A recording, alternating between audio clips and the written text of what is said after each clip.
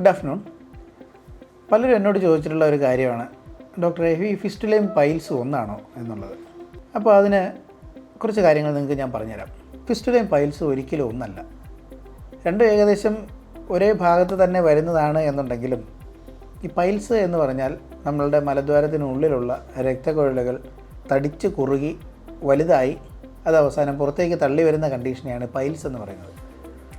Fistula എന്ന് പറഞ്ഞാൽ അങ്ങനെയല്ല. ഫിസ്റ്റുല എന്ന് പറയുന്നത് നമ്മളുടെ മലദ്വാരത്തിൻ്റെ ഏതെങ്കിലും ഒരു ഉള്ളിലെ ഭാഗത്ത് നിന്ന് പുറത്തേക്ക് ഒരു കമ്മ്യൂണിക്കേഷൻ ഉണ്ടാവുക.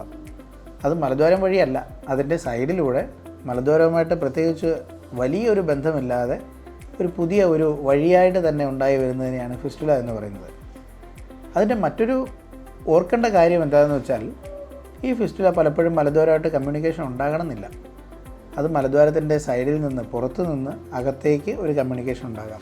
ആ അകത്തോട്ടുള്ള കമ്മ്യൂണിക്കേഷൻ മലദ്വാരമായിട്ട് പൂർണ്ണമായിട്ടും കമ്മ്യൂണിക്കേഷനിലേക്ക് എത്തിപ്പെടണമെന്നില്ല. കുറച്ച് ദൂരം പോയിട്ട് അവിടെ നിന്ന് പോവാം. അങ്ങനെയും ഫിസ്റ്റുലയായിട്ട് വരാം. അതായത് മലദ്വാരത്തിൻ്റെ ഭാഗത്ത് നിന്ന് പുറത്തേക്കോ അല്ലെങ്കിൽ പുറത്തു നിന്ന് മലദ്വാരത്തിൻ്റെ ഭാഗത്തേക്കോ ഉള്ള ഒരു കമ്മ്യൂണിക്കേഷനെയാണ് ഫിസ്റ്റുല എന്ന് പറയുന്നത്. അതൊരു വഴിയാണ്.